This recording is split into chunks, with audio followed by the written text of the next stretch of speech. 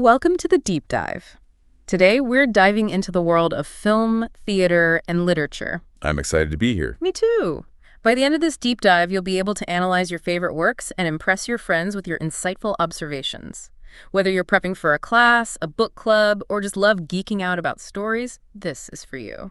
Absolutely. Having a grasp of the fundamental elements of storytelling and a few key terms can really enhance your appreciation and make those conversations much more meaningful. It's amazing how a little knowledge can unlock so much. Definitely. Speaking of unlocking things, did you know the longest film ever made clocks in over 35 days? Wow, that's a huge commitment. Yeah. I can only imagine. We'll share more fun trivia later. Sounds good. But first, let's get down to business. Any good story, whether it's on stage, screen, or the page, has a few essential building blocks. Right. Where do we even begin? Well, it all starts with understanding the core elements: plot, character, and theme. Think of them as the DNA of any compelling narrative. Okay, plot seems pretty straightforward. It's the sequence of events, right? Exactly. The what happens of the story. Yes. A strong plot keeps you engaged, wondering what's going to happen next. But it's more than just a series of events. A well-crafted plot is deliberate, building tension, creating conflicts, and ultimately leading to a resolution. I see. Think about a film like Inception. The way it weaves together multiple layers of reality keeps the audience guessing until the very last frame. Oh, that's a great example. I remember being so blown away by that movie. It's definitely a mind bender. And then there are characters, the individuals who drive the plot forward. But I've always felt like there's more to understanding a character than just their actions. You're absolutely right. To truly connect with a character, you have to delve deeper. Consider their motivations. Why do they make the choices they do? What are their flaws, their secrets, their desires? Take Hamlet, for example. His internal struggles and indecision are what make him such a captivating and relatable character, even centuries after Shakespeare created him. It's like you're peeling back the layers of an onion, revealing the complexities that make a character feel real. Exactly. And finally, we have theme. Right. I've always thought of theme as the underlying message or the big idea the story is exploring. Precisely. It's the takeaway, the food for thought, that lingers long after you finish the book or walk out of the theater. Sometimes a theme is explicitly stated, but more often, it's subtly woven into the narrative. Ah. Think about The Great Gatsby. On the surface, it's a tale of love and loss set against the backdrop of the Roaring '20s. But underneath, it's a profound exploration of the American dream and the disillusionment that can come with pursuing it. I've always been fascinated by how filmmakers can use visuals to tell a story, especially when you think about all the technical aspects involved. Cinematography is a powerful tool. Yeah. Think of it as a language that filmmakers use to evoke emotions and guide your experience. It's more than just capturing pretty pictures. It's about using the camera to create meaning. Oh, like in Blade Runner 2049, the way those sweeping wide shots capture the vastness and isolation of the city, and the neon-drenched color palette creates this amazing futuristic atmosphere. Exactly. Those wide shots aren't just visually stunning, they also emphasize the insignificance of the characters within this sprawling dystopian world. And the color palette contributes to the overall mood and tone, setting the stage for a film noir aesthetic. Then there's editing, how those individual shots are pieced together. I've noticed that a fast-paced edit can make an action scene way more intense. Absolutely. The way a film is edited can dramatically affect the pace and rhythm of the story. Right. Mad Max, Fury Road is a prime example. The rapid cuts during the action sequences create a relentless energy and a visceral experience for the viewer. It's like the editing itself becomes a character, propelling the story forward. And we can't forget about sound design. Music, dialogue, and sound effects can completely change the way we experience a scene. A Quiet Place was brilliant in the way it used silence to build suspense. Silence can be just as powerful as a bombastic score. In A Quiet Place, the absence of sound heightens every other sense, making every rustle and creak feel like a potential threat. It forces the audience to lean in and pay attention, creating an incredibly immersive experience. It's like the filmmakers are playing with our expectations. We're so used to movies being full of sound, so when that's taken away, it creates a whole new level of tension. Okay, we've talked about film, but what about theater?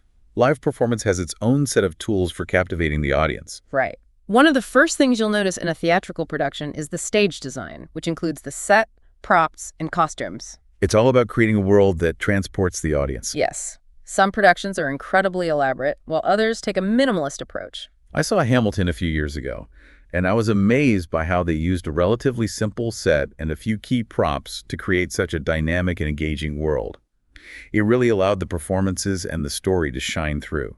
That's a great example of how a minimalist approach can actually enhance the storytelling. By stripping away unnecessary distractions, the focus is placed squarely on the characters and their interactions. Every movement, every gesture becomes more meaningful. Lighting is crucial for setting the mood and emphasizing specific moments in a play. Yes, it is. I'll never forget seeing Phantom of the Opera. The way they used shadows and spotlights to create mystery and suspense was magical. Lighting can be incredibly evocative in theater, transforming a simple stage into a world of imagination. In Phantom, the play of light and shadow not only creates atmosphere, but also reflects the Phantom's own duality. His charisma and menace, his beauty and disfigurement. It's like the lighting becomes a character itself, adding depth and complexity to the story. Oh, and we can't forget about blocking, the choreography of the actors' movements on stage. I've always been fascinated by how something as simple as where a character stands or how they interact with the set can convey so much about their relationships and emotions. Blocking is a subtle but powerful tool in a director's arsenal. Think about A Streetcar Named Desire. The blocking in that play is incredibly deliberate, using the confined space of the Kowalski apartment to heighten the tension between the characters. Every movement, every gesture is charged with meaning. You mentioning those plays makes me wonder, have you ever had a theater experience that just completely blew you away? Oh, absolutely. One that really brought all these elements together in a memorable way. There was this production of Equus I saw years ago that left an indelible mark on me. Wow. The way they used movement and lighting to portray the raw emotion of the story was utterly captivating. The performance stayed with me long after I left the theater. It sounds incredible. I'm adding that to my list of plays to see. But for now, let's shift our focus from the visual to the written word. It's time to level up and explore the nuances of language and writing styles. Sounds good. All right, we've laid the foundation with plot, character, and theme. Now, let's dive into the world of writing styles and literary devices. Understanding these elements can really elevate your appreciation of literature. I have to admit, this is the area where I sometimes feel a bit intimidated. Oh, interesting. But I'm always up for a challenge, especially if it means gaining a deeper understanding of the books I read. Absolutely. It's all about recognizing the tools that authors use to craft their stories. Once you start noticing these techniques, it's like a whole new world opens up. I can imagine. You begin to see the intention behind every word choice, every sentence structure, and every image the author creates. Okay, let's start with narrative voice. I've always been curious about how an author's choice of narrator can shape the entire reading experience. Right. Narrative voice is the lens through which we experience the story. Is it a character speaking directly to us in the first person, like Holden Caulfield in The Catcher in the Rye? Or is it a more distant third-person narrator who observes the action from afar? It really makes a difference. I tend to gravitate towards first-person narratives. There's something so immersive about being inside a character's head, experiencing their thoughts and emotions firsthand. It's like you're right there alongside them, living the story as they do. First-person narration can be incredibly powerful in creating intimacy and immediacy. You're privy to the narrator's innermost thoughts, biases, and perceptions, which can make for a very compelling reading experience. But third-person narration has its advantages too, right? Especially when an author wants to explore multiple characters' viewpoints or provide a broader perspective on the events unfolding. Exactly. A skilled author can use third-person narration to weave together complex narratives, create suspense, and even offer subtle commentary on the characters and their actions. Think about a novel like Pride and Prejudice. Jane Austen masterfully employs third-person narration to satirize societal norms and explore the intricacies of relationships in 19th century England. It's amazing how a simple choice like who's telling the story can have such a profound impact on the reader's understanding of the world the author has created. And then there's tone, which I've always found a bit trickier to pin down. You can see that. But I know it's crucial for setting the overall mood and conveying the author's attitude towards the subject matter. Tone can range from serious to humorous, from formal to informal, from optimistic to cynical. It's all about how the author's voice comes through in the writing. Word choice, sentence structure, and imagery all contribute to the overall tone of a piece. Right. It's like the author's personality shining through. Thinking back to our earlier example, The Great Gatsby has this melancholy and almost elegiac tone. It's like you can feel the weight of disillusionment and lost dreams in every sentence. That's a great observation. Fitzgerald's use of language, especially his evocative descriptions and lyrical prose, creates that poignant tone that permeates the entire novel. Okay, so we've talked about voice and tone. Now let's move on to something I've always found fascinating: literary devices. It's like the author has this whole toolbox of techniques they can use to add depth and meaning to their writing. Literary devices are the tools of the trade. They allow authors to create vivid imagery, build suspense, and convey complex ideas in a way that engages the reader on multiple levels. I love metaphors. It's like a little puzzle trying to figure out what the author is trying to say by comparing one thing to another. Like the green light in The Great Gatsby. It's not just a light across the bay. It represents Gatsby's yearning for Daisy, for a past he can never recapture. That's a classic example. Metaphors can be incredibly powerful in conveying abstract concepts or emotions. They invite the reader to make connections and draw their own interpretations, adding layers of meaning to the text. And then there's symbolism, where an object or action takes on a deeper meaning beyond its literal significance. The conch in Lord of the Flies comes to mind.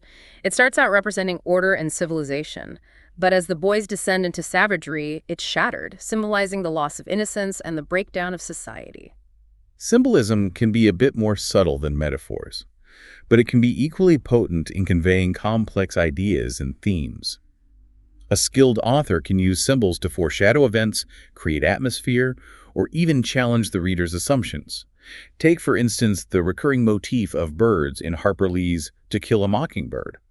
The mockingbird itself represents innocence and purity, while other birds, like the rabid dog, symbolize prejudice and fear. By weaving these symbols throughout the narrative, Lee creates a rich tapestry of meaning that deepens our understanding of the story's themes. It's like the author is planting clues, inviting the reader to become an active participant in uncovering the deeper layers of meaning. It makes me want to go back and reread some of my favorite books with a fresh perspective, looking for all those hidden gems I might have missed the first time around. That's the beauty of literature. There's always something new to discover, even in works you've read multiple times. As your understanding of literary techniques grows, so does your appreciation for the craft of writing. This has been so insightful. I feel like I'm starting to see the matrix, noticing all these patterns and choices that authors make.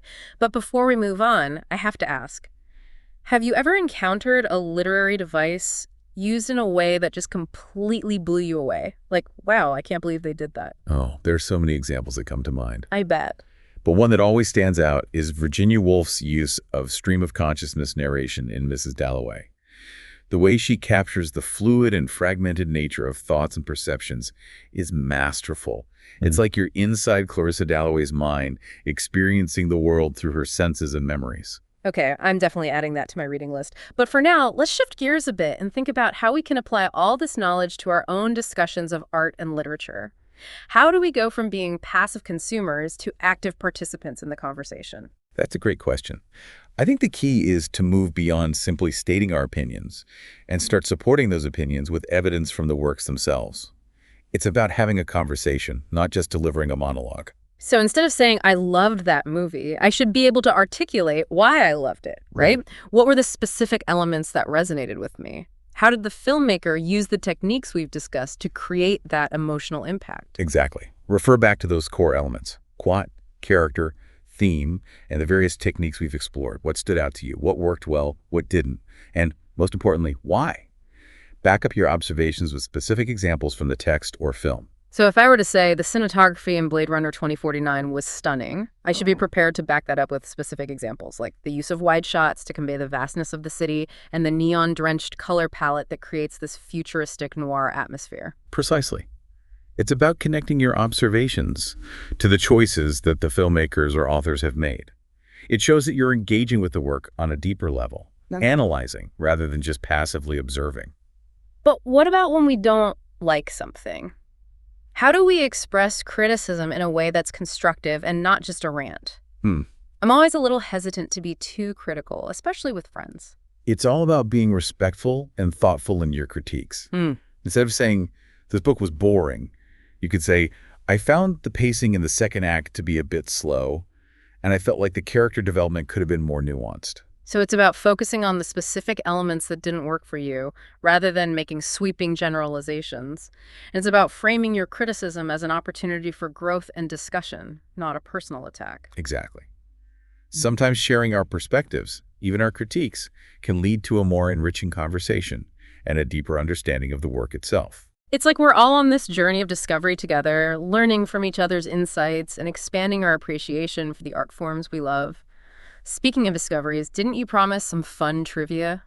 Oh, that's right. I'm ready for some mind-blowing facts. All right, it's time for that bonus round. I promised some fun trivia to impress your friends at your next dinner party or book club meeting. Oh, I love a good trivia tidbit, especially when it comes to arts and literature. Remember that fact about the longest film ever made? Oh, it's called Logistics, and it clocks in at a whopping 857 hours. That's over 35 days long.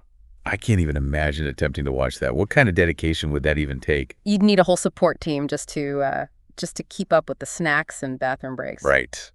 And speaking of long runs, did you know the longest running play is Agatha Christie's The Mousetrap? It's been performed continuously in London since 1952. That's incredible. It really speaks to the enduring power of a good mystery. And here's one that always makes me chuckle. Moby Dick, considered one of the great American novels, was actually a flop when it was first published. It's amazing how tastes and critical reception can change over time. What's considered groundbreaking today might be forgotten tomorrow, and vice versa. Yeah. It's really interesting to think about. It makes you wonder which works from our time will be considered classics in the future. I guess we'll just have to wait and see. But that's part of the excitement, isn't it? Discovering those hidden gems and revisiting works with fresh eyes. Absolutely. So after this deep dive into the world of arts and literature, I hope you're feeling empowered to jump into those conversations with confidence. Remember, it's not about showing off or using fancy jargon. It's about sharing your passion, connecting with others, and deepening your own enjoyment. Exactly. It's about embracing the joy of discovery and the power of stories to transport us, connect us, and challenge us. So the next time you watch a film, see a play, or read a book, I encourage you to pay attention to the details we've discussed. What stands out to you? What makes you think? What sparks your curiosity? Because ultimately that's what it's all about. Engaging with art on a deeper level and finding meaning in the stories that resonate with us. Go out there, fellow art lovers, and embrace the conversation. You never know what insights you might uncover. Happy exploring, everyone.